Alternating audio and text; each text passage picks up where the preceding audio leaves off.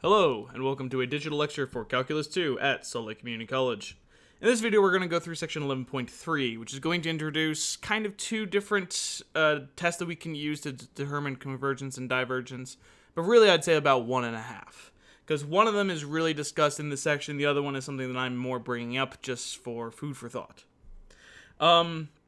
In the previous series, we're actually able to determine convergence and divergence for very specific series, for geometric series, telescoping, or collapsing series, whatever you want to refer to them as. And we can also determine what they converge to, which is very rare, that we can actually determine what they converge to.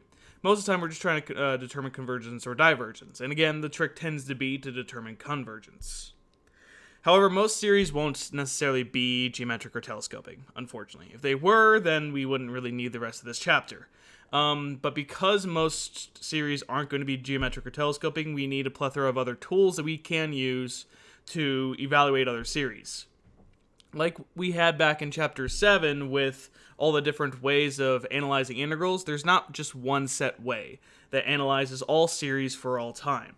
A lot of series will fail one test, but will pass another test. Or one test will be inconclusive, we'll say. Whereas another test will be more conclusive to either say convergence or divergence. However, we should never have tests that disagree with each other. If one test says convergence, then either all the other tests say convergence or they're inconclusive. So what we're going to be dealing with here are some series that have non-negative terms that aren't geometric or telescoping. The first test that I'm going to introduce is what we call a bounded sum test. And this is probably the most simplistic way of dealing with what if it's convergent or divergent. If you can show that the sum of a series is bounded by some upper number, which should sound like the monotonic sequence theorem from section 11.1, then you can show that it is convergent. And that's what the bounded sum test says. It actually has both ways. It says if the sum is convergent, if and only if the partial sums are bounded above. Note that phrase of if and only if in the middle of that there. If and only if is a very, very, very strong statement in statistics, calculus, any mathematics, anything that has to do with proofs. If and only if is very strong because that means that the statement goes both ways. That if I have a sum that's convergent, then the partial sums are bounded. And also, if I have partial sums that are bounded, then the sum is convergent. So I can go either way, and mostly what we're going to do is look at the partial sums and see if we can bound the partial sums for any value n. If we could do that, then we could show that the sum is convergent. Now this won't work in all cases, but it will in some, and so I have an example of that here. Determine whether the following series is convergent or divergent. Let's scroll so we still see the bounded sum test. Alright, so we have the sum of 1 over n factorial. Remember that n factorial means that you multiply n times n minus 1 times n minus 2 times all the way down to 1. So you're multiplying all the integers of that number all the way down to 1. By the way, if you have 0 factorial is also considered 1, if you ever see that. But it's not relevant for us. Here we're trying to look at this series.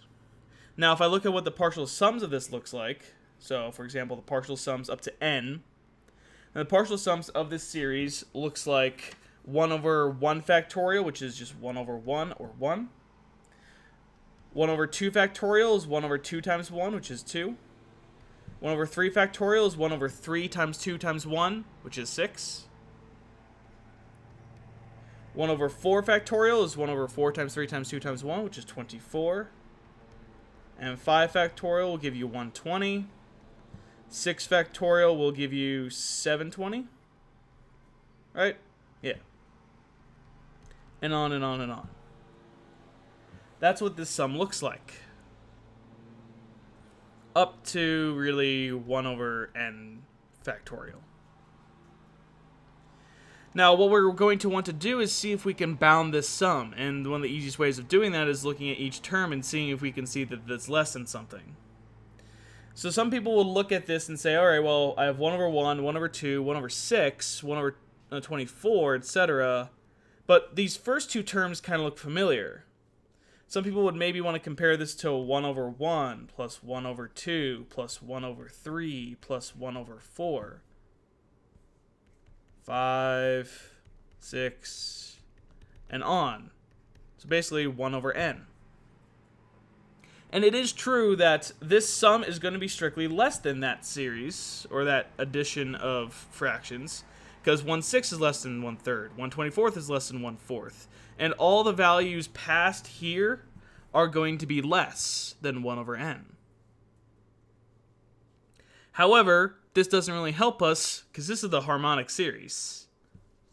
This is the sum of 1 over n, as n goes from 1 to infinity. And the harmonic series is divergent. So we just showed that this sum is less than something that diverges to infinity. That's not helpful. A lot of people make that mistake and then realize, wait, that doesn't lead to anything. So we don't want to do the harmonic series. However, we were on the right track with this.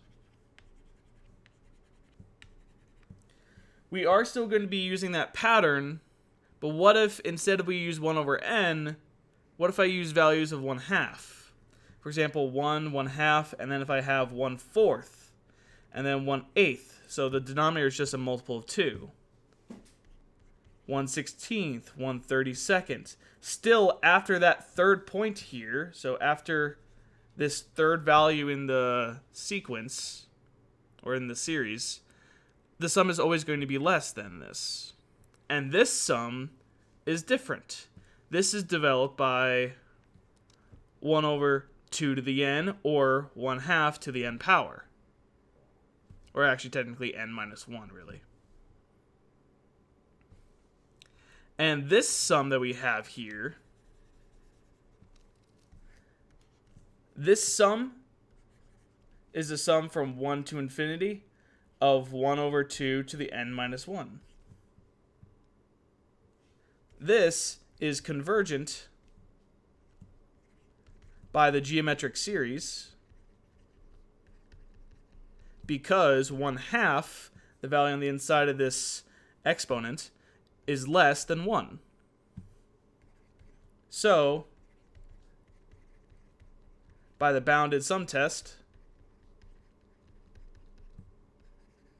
the sum of 1 over n factorial is convergent. And it's convergent because we show that it's bounded by a series that itself is convergent. And notice that we focused on that by analyzing each individual term and trying to show that it's bounded by some specific number. And this series, this sum itself is going to be bounded because this sum will go to 1 over 1 minus 1/2, which is 1 over 1/2, which is 2. So technically, this sum is bounded by 2. It's never going to get higher than 2. And therefore, by the bounded sum test, this is going to be convergent. Now, this is going to be similar to another comparison test that we'll have in 11.4, which is simply going to be called the comparison test.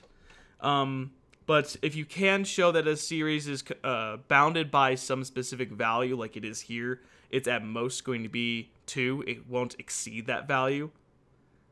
Then you can claim that it is going to be convergent. Now, what does it converge to? We don't know. 1 over n factorial, we're not really going to be sure about that. We don't know if it converges to 2. All we know is that this sum is going to be less than 2. That's all we know. Keep that in mind. Some people have a problem mistaking that if you could show that it's bounded, then that means it sums to that value. That's not necessarily true. Okay, now the bounded sum test is very, very limited because it's kind of, again, hard to evaluate if actual series converges to something. And that's usually what we wanted to do with bounded sum tests, compared to something that we know converges to a specific value, and then we know that it's bounded by some number. Since it's bounded by a number, then that means it's also going to be convergent. Now, instead of doing that, we have another test that we can use, which I think some of you will find a little bit more useful, a little bit easier to work with. And that's the integral test. The integral test basically boils down to take your series, make it an integral, or an improper integral, up to infinity, and see if that converges or diverges. The integral test says the sum will converge or diverge if and only if the integral converges or diverges. That connection is direct there. If the sum converges, then that means the integral converges, and vice versa, because we have if and only if. If the sum diverges, then that means the integral diverges, and vice versa. Therefore, again, all we need to do is take a test or take a series, change into an integral, and if we can evaluate that integral and confirm convergence or divergence, then we're good. That's all we really need to do. And that will help solve quite a few of these, particularly those that if you just look at the series and it looks like maybe a UDU situation, then you should probably try the integral test. It's going to be a nice and useful one. There's going to be some other tests later on that take less work. That's the downside of the integral test, is that it does usually involve you working out the full improper integral, which takes some time. And later on, we'll have series that we take maybe 2 or 3 steps and we solve for something. But again, not all tests will work for everything. The integral test will not work for every single series that we have, but it will work for a good amount of them. Okay. Now, a couple other things of note. What the integral test doesn't allow us to do is say what the series actually converges to. Again, like the geometric or telescoping, we still don't know what it's converging to. But what the integral test will do is allow us to bound it, or will allow us to find a remainder of sorts. After some specific point, how much of a remainder will I have? Which would be helpful to try to evaluate the sum. If we can find a partial sum and then try to evaluate what the remainder is bounded by, then we can start to estimate some values. This is really how a lot of series are evaluated. In essence, the remainder of the series, which we are going to define as R sub n, so again, think about that as a partial sum. The remainder itself is going to be bounded by the integral from n to infinity of that function, or the function that relates to the series. R sub n is going to be the remainder for the partial sum up to n. So if you consider the partial sum S sub n to be a1, a2, a3, etc. up to an, then the remainder would be all the terms following that up to infinity. It would be a sub n plus 1 plus a sub n plus 2 all the way up to infinity. And this would be the only terms that would be missing from the overall sum. And that sum of or this infinite sum technically, is going to be bounded by n to infinity, that integral, which is going to be pretty useful. It also will be strictly greater than n plus 1 to infinity, because these terms should generally be decreasing consistently. So we go to the next term, then that means my remainder should be bigger than that. That will allow me to try to bound where the remainder should be. And if we add that partial sum to all sides, so if we add the partial sum to all sides of that inequality, then we have the partial sum plus the integral from n plus 1 to infinity is going to be less than the overall sum, and that overall sum is going to be less than the partial sum plus the integral from n to infinity. So that can allow us to try to find that overall sum by bounding it between these two values. Again, it's incredibly hard to evaluate the actual number that the series converges to, but we can try to squeeze it between something. We'll have a few examples of this. And as a last note, something that you're going to also want to keep in mind, particularly for integral tests, some of them you can kind of skip through, because if you recall back from 7.8 when we talked about something called p integrals, these were improper integrals that had the form of 1 over x to the p. Depending on what the power was, p, if p was greater than 1, then it would converge, and it would diverge if p was less than or equal to 1. And likewise, the same holds true for the sum, because the integral tests show that the sum and the integral are interchangeable, more or less, in terms of their convergence or divergence. So if we know the integral from 1 over x to the p converges or diverges, then we also know the sum does. These are going to be relatively common, these p-series, and if you can identify and point out a p-series, All you really need to do is claim that it is a p-series, talk about what the power is, and whether it converges or diverges. So that's going to be a very important tool for us here and also moving forward. P-series are one of the strongest and quickest things to do when evaluating a series. But let's get into a few examples of these. Okay, so this first page, I have 3 examples that we're going to evaluate with the integral test. And then on the next page, we have some that we're going to evaluate error using the integral test. Okay, so example 2 says, determine whether the following series is convergent or divergent. Again, we are not going to be able to find what it converges or diverges to, or what it converges to if it's convergent, just if it does or not. Alright, so looking at this sum, I see 1 over n, the natural log of n. Already seeing that natural log of n and also seeing 1 over n, this should raise some red flags for me because this looks like a u-du situation. This looks like a case where I could set u to be natural log of n, and the derivative 1 over n is also present in the series. So, if I instead compare this to the integral from 2 to infinity, again because it starts at 2, of 1 over x natural log of x dx, I should be able to evaluate this rather nicely. Note that first, because this is an improper integral, I need to transfer this into a limit before I even try to mess with this. That's always the first thing you should do with improper integrals. And now I have that. Now I'm going to mess with what u and du would be. Here, u is going to be natural log of x, whereas du is 1 over x dx. So we have the limit, I'll put in the bounds in a second, of 1 over u du, or du over u. In this case, if x is 2, then that means u is going to be natural log of 2 for the lower bound. If x is b, then the top I have natural log of b, as b goes to infinity. Or even easier, limit as if we change this to a different letter, natural log of b as b goes to infinity will also go to infinity. So we can say just a going to infinity of natural log of 2 to a, du over u. You can always just keep this as b because it still is going to infinity.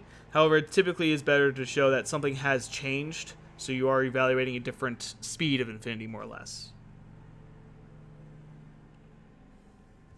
But now we can find this integral. This is the limit as a goes to infinity of du over u evaluates to natural log of u from natural log of 2 up to a. This is the limit as a approaches infinity of natural log of a minus natural log of 2. And unfortunately for us, natural log of a as a approaches infinity goes to infinity itself. So that means that the integral is divergent. So by the integral test,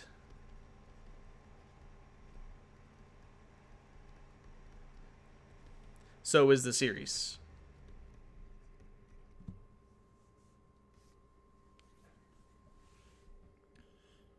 And that's all we would need to say there.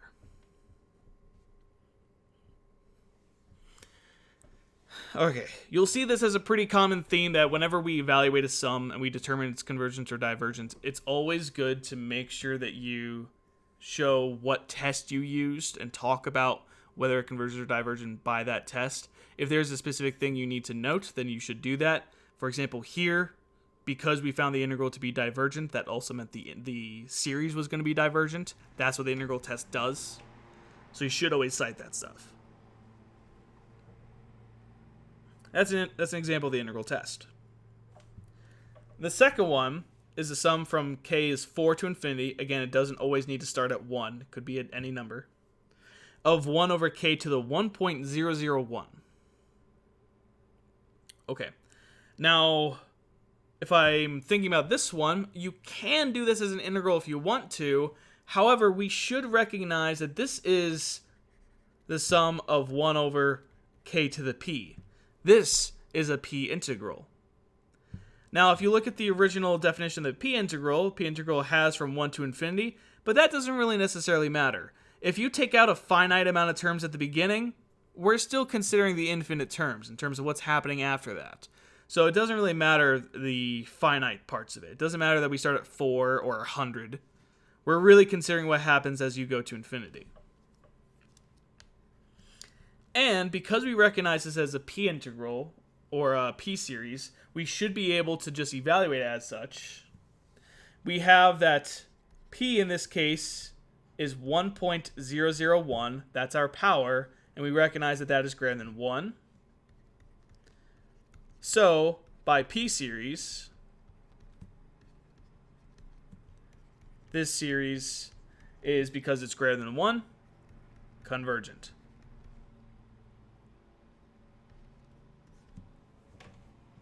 And that's it.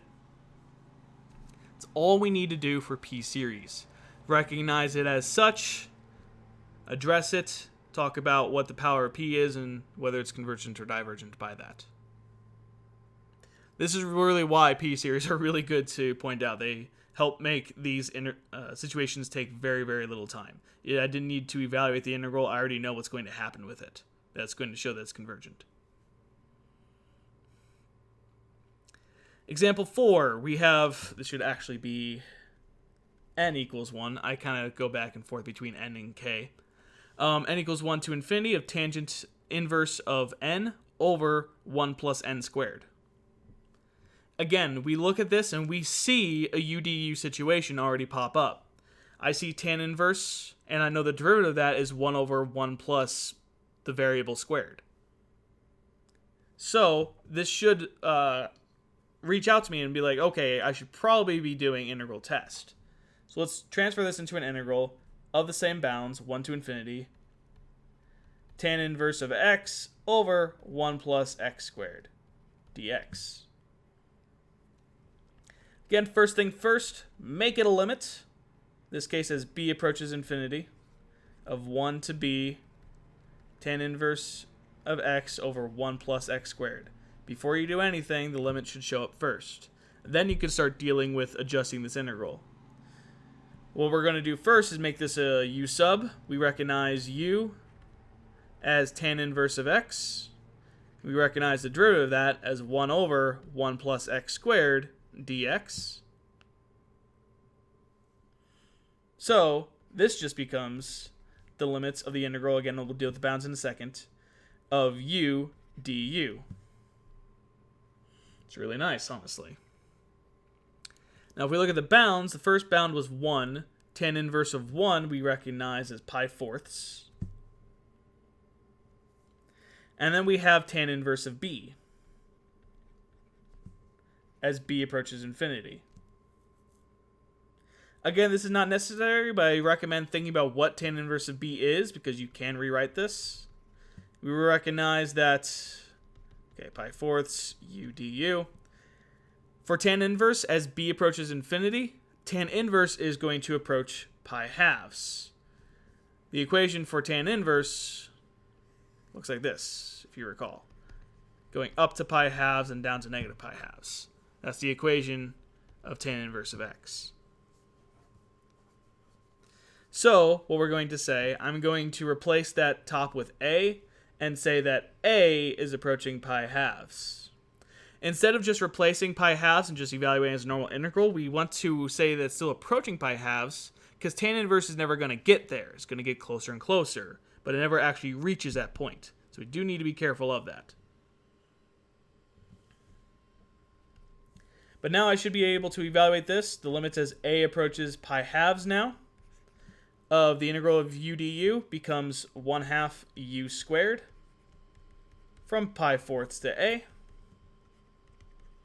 So the limit as a approaches pi halves of 1/2 a squared minus 1/2 times pi fourths squared.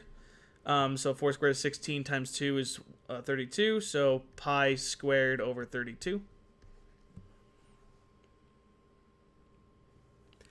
And 1/2 a squared as a approaches pi halves. All right, well, that's approaching a finite number. We're good with that. Again, we need to be careful of that in case another trig function showed up somehow. So that gives us then pi halves squared will give you pi squared over 4 times 1/2. Will give you pi squared over 8 minus pi squared over 32, which is 4 over 32 minus 1 over 32, so that's 3 pi squared over 32 as our final answer.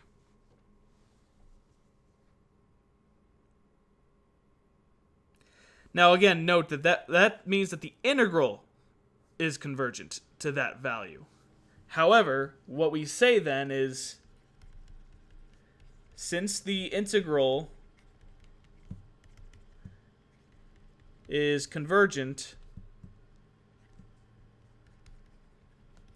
then by the integral test,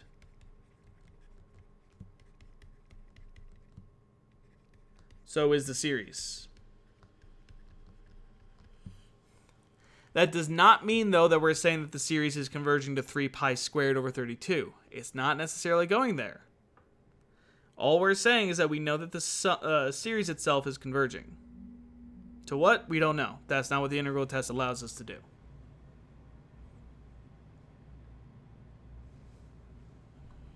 Okay, so that's a couple examples of using the integral test. I have a few more. What we're going to do here is try to evaluate the error made by approximating the sum of the first 20 terms. Now, remember from the error on the previous couple pages or 2 pages ago, we had that the remainder term is going to be bounded, so it's going to be less than or equal to the integral from n to infinity of the corresponding function. And that's what we're going to try to do here. We want to estimate the error made by approximating the sum of the first 20 terms. So that means we're thinking about the sum of the first 20 terms. That's s sub n, where n in this case is 20. So that means we want to find what the remainder of that is. So we want to consider the remainder of the first 20 terms, the missing values, is going to be bounded by the integral from 20 to infinity of this series. 1 over, in this case, we'll say x to the 3 halves dx. Now we know that this integral is going to be convergent. Just looking at this series, this is a p series. The power is 3 halves, and since that's greater than 1, we know it's convergent. So we know that this integral itself should be convergent, so we should be able to evaluate the remainder. And we see this as the limits. Again, remember to always replace infinity first, of b approaching infinity from 20 to b, 1 over, let's write that as x to the negative 3 halves dx. Probably cleaner that way. Not much needs to be done there. That limits, or that integral, is pretty easy to do. That will become x to the negative 1/2. Then we multiply by the reciprocal of that, which is going to be negative 2. From 20 to b. So then we recognize that the remainder is going to be less than the limit of b approaches infinity of negative 2 times b to the negative 1/2 minus 20 to the negative 1/2. Well, b to the negative 1/2, that's 1 over square root of b as b approaches infinity. So we recognize that this will go to 0. So then we get this as negative 2 times a negative will just be a positive 2 over the square root of 20, which is 2 root 5. So that's 1 over root 5, or root 5 over 5 if we rationalize, to be good mathematicians. So we find that the remainder is going to be less than this value. Now, on paper, the first 20 terms sounds really good, but if you approximate what this is about, if you type that in, 0.44721, etc., etc. That's not really that great. That means that you still have quite a significant amount of error.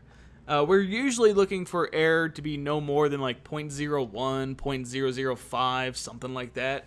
something really small, but this is still off by almost an entire half, even after the first 20 terms. Okay. Now, if you wanted to, you can also come up with an equation for this, for estimating the error made by the sum of the first n terms, and just replace 20 with n, and evaluate what that limit should look like. We'll actually do an example of that in just a moment. But one more for estimating the error. We have the sum of 1 over 1 plus k squared from 2 to infinity.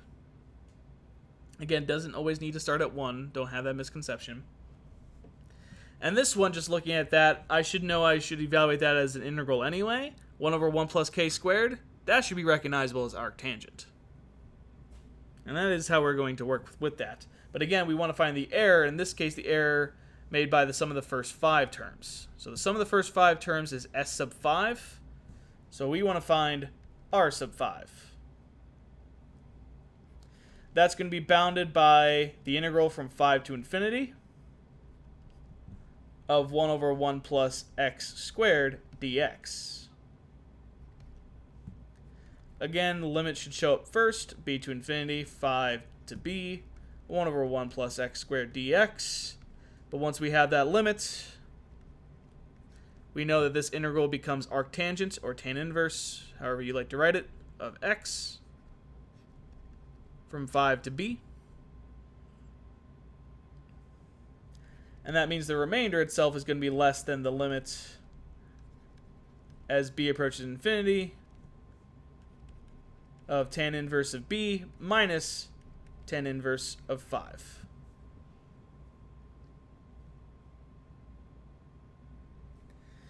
Tan inverse of b as b approaches infinity, this does not go to 0 or infinity. Tan inverse of b, we did that before. This, maybe I'll do that in red. This will approach pi halves. So this becomes pi halves minus tan inverse of 5, which is not a really nice number. Not like pi halves, anyway. And we can approximate that to be about, in decimal form, 0.197396.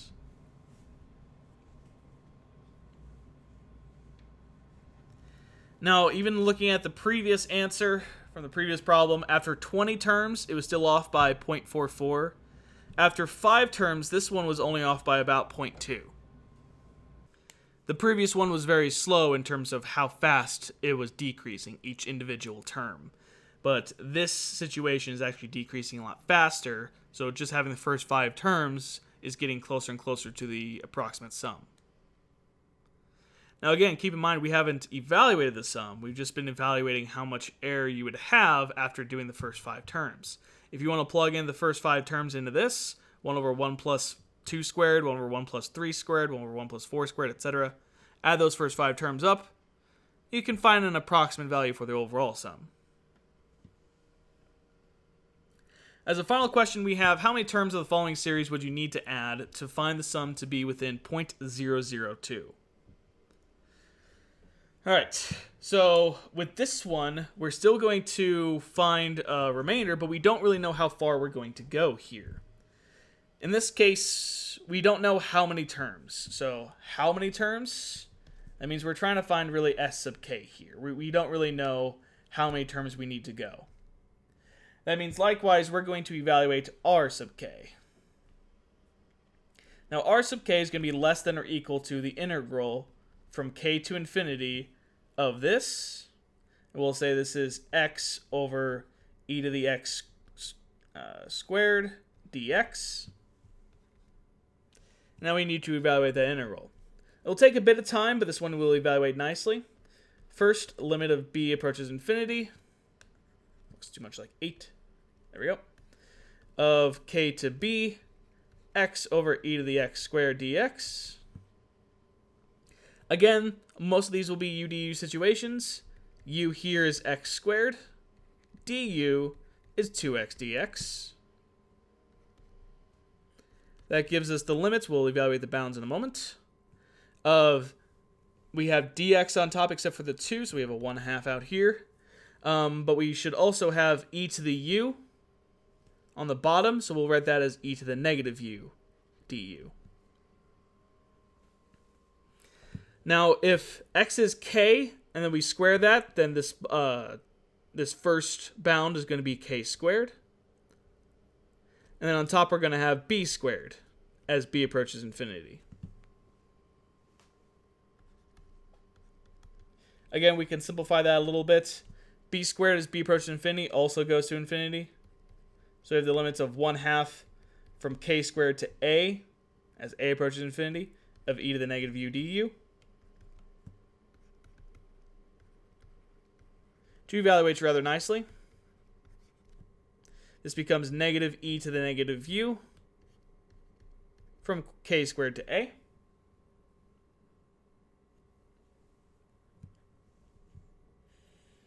Okay, and then if we plug in these bounds, limit as a approaches infinity of 1/2 negative e to the negative a plus, because there's that minus already, e to the negative k squared. Now here as a approaches infinity, e to the negative a will go to 0. So what we have then overall is that r sub k is going to be less than or equal to 1/2 e to the negative k squared. Now we're not done, because all we evaluate is what that remainder is going to be less than for any amount of terms k. We want to find how many terms are necessary to make sure that the remainder is at most 0.002. So that means we want this to be strictly less than 0.002. And what we need to do here now is try to solve for k. Multiply by 1/2, you have e to the negative k squared is less than 0.004. Take a natural log of both sides, which does not flip the inequality. You have negative k squared is less than natural log of 0.004. Now if we multiply by -1, though, that's going to flip the inequality, and then we take the square root. So we get k is greater than the square root of negative natural log of 0.004. Now, if you're worried that negative inside the square root is going to be a problem, don't worry about it, because natural log of 0.004 is itself negative, so it actually will cancel out. When you take the square root of negative natural log of 0.004, you get that k is greater than 2.349, or 98 or so. And k is going to be the amounts of terms necessary, so you need at least 3 terms. It says you need more than 2.3498 terms, but the terms are supposed to be an integer value, so either you have 2 terms, 3 terms, 4 terms, etc. So if we need more than 2.34, 2 won't cut it, we need at least 3 terms. Now, if you actually even evaluate this, if you say do the first few terms of this, where we have k over e to the k squared, if we plug in 1, that gives us 1 over e, plus 2 would be 2 over e to the 4th, plus 3 over e to the 9th. That would be the first 3 terms. This is approximately 0.4048809,484, so we have an approximate sum. And if we look at what the next term would be, we find that the next term, 4 over e to the 16th, that gives you e to the negative 7th, so 0.000004501. It's incredibly small. So after 3 terms, the 4th term adds far less than 0.002. So if you have the first 3 terms, then you're going to be within 0.002 of the correct value. If you just had the first 2 terms, though, you would not necessarily be there.